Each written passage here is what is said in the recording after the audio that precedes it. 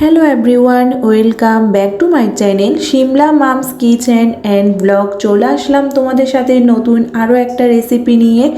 আজকে আমি তোমাদের সাথে যে রেসিপিটা শেয়ার করব সেটা হচ্ছে লটিয়া শুটকির ঝাল চচ্চড়ি। লটিয়া শুটকি এভাবে রান্না করলে ওই দিন কিন্তু আর মাছ মাংসের একদমই দরকার হয় না।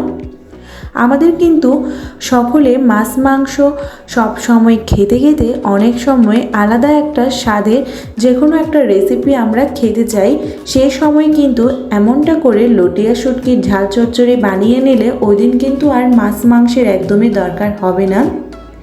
আমার আজকের এই ভিডিওতে আপনারা দেখে নেবেন কিভাবে আমি লটিয়া শুটকির ঝাল চচ্চড়িটা বানিয়ে নিয়েছি। চলুন তাহলে দেখে নেওয়া যাক। লটিয়া শুটকির ঝাল চচ্চড়ি করার জন্য এখানে আমি নিয়েছি 4-5টার মতো পেঁয়াজগুলো আমি খোসা ছাড়িয়ে ভালো করে পরিষ্কার করে ধুয়ে নিয়েছি।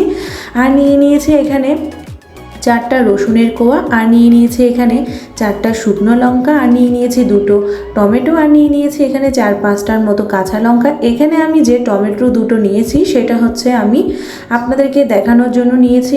আপনারা চাইলে দিতে পারেন অথবা আপনাদের অপছন্দ হলে টমেটো নাও দিতে পারেন। আর এখানে আমি নিয়েছি 500 গ্রামের মতো লটিয়া শুটকি। আমি এখানে লটিয়া শুটকিগুলো সবগুলো একই সাইজ করে কেটে নিয়েছি। এখন আমি লটিয়া শুটকিগুলো ভালো করে পরিষ্কার জল দিয়ে ধুয়ে নিব। এরপর চলে আসলাম পরের স্টেপে। চুলাতে আমি এখানে একটা কড়াইয়া বসিয়ে দিয়েছি আর দিয়ে দিচ্ছি এখানে পরিমাণ মতো রান্নার রেগুলার তেল। চুলার আঁচটা মিডিয়াম করে দিয়ে আমি এখানে রান্নার রেগুলার তেলটা দিয়ে দিয়েছি। আর এখন চুলার আঁচটা মিডিয়াম করে রেখে তেলটাকে ভালো করে গরম করে নিব।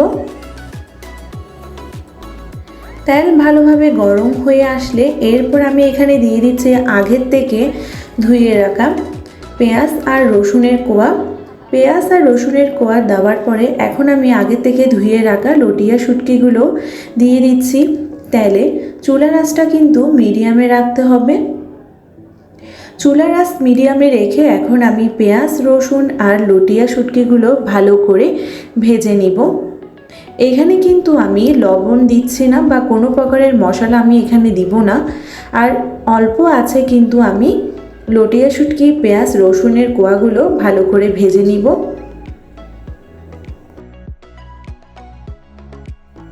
তিরিশ থেকে 40 সেকেন্ড সময় ধরে পেঁয়াজ রসুন আর লটিয়া শুটকিগুলো ভালো করে ভেজে নেওয়ার পর আমি এখন চুলার আঁচটা বন্ধ করে দিয়ে তুলে নিচ্ছি একটা বাটির মধ্যে। আর এখানে কিন্তু লটিয়া শুটকি ভাজার পরে কিন্তু তেলের মধ্যে এক ধরনের ফেনা হয়ে যায়। সেই সময় বুঝে নিতে হবে লটিয়া শুটকিগুলো ভালো করে ভাজা হয়ে গিয়েছে। এর থেকে কিন্তু বেশি কড়া করে ভাজলে লটিয়া শুটকিগুলো তিতা হয়ে যাবে। যে তেলের মধ্যে আমি ভেজে নিয়েছি সেই তেলের মধ্যে দিয়ে দিব 2টো মিডিয়াম সাইজের পেঁয়াজ আমি এখানে কুচি করে কেটে নিয়েছি। আর নিয়েছি এখানে 3-4টার মতো রসুনের কোয়াও আমি কুচি করে কেটে নিয়েছি। চুলার আঁচটা মিডিয়াম করে দিয়ে পেঁয়াজ আর রসুনের কোয়াগুলো আমি ভালো করে ভেজে নিচ্ছি। এখানে আমি পেঁয়াজ কুচি আর রসুনের কুচি কিন্তু আমার এখানে লটিয়া শুটকির পরিমাণ মতো বুঝে আমি দিয়েছি। আপনারা যদি বেশি পরিমাণে লটিয়া শুটকি নিয়ে থাকেন তাহলে কিন্তু এখানে আপনাদের থেকে পেঁয়াজ আর রসুনের কোয়া কিন্তু বেশি করে নিতে হবে। আর এখানে আমি 3টে শুকনো লঙ্কা গোটা দিয়েছি, একটা চেরা শুকনো লঙ্কা দিয়েছি। চুলার আঁচ মিডিয়ামে রেখে আমি পেঁয়াজ রসুন আর শুকনো লঙ্কাগুলো ভালো করে ভেজে নিব। এর মধ্যে আমি এখানে একটা মশলা নিয়ে নিয়েছি বাটিতে। এখানে আমি নিয়েছি স্বাদ মতো লবণ, নিয়েছি 2 টেবিল চামচের মতো শুকনো লঙ্কা, নিয়েছি 1 টেবিল চামচের মতো হলুদের গুঁড়ো, আর নিয়েছি 1 টেবিল চামচের মতো ধনিয়ার গুঁড়ো। এখানে আমি ঝালটা আমার পরিমাণ মতো বুঝে নিয়েছি। যেহেতু এটা আমি লটিয়া শুটকির ঝাল চচ্চড়ি বানাচ্ছি তাই এখানে ঝালের পরিমাণটা একটু বেশি হবে। আপনারা আপনাদের ঝালের পরিমাণটা বুঝে কিন্তু অবশ্যই দিবেন। এখন আমি মশলাগুলো সব তেলের মধ্যে দিয়ে দিয়েছি। চুলের আঁচটা কিন্তু মিডিয়ামে রাখতে হবে, না হলে কিন্তু মশলাটা পুড়ে যেতে পারে। আর এখন আমি এখানে দিয়ে দিচ্ছি, এখানে আমি হাফ কাপের মতো জল নিয়েছি। আর অল্প অল্প জল দিয়ে কিন্তু মশলাটাকে ভালো করে কষিয়ে নিব।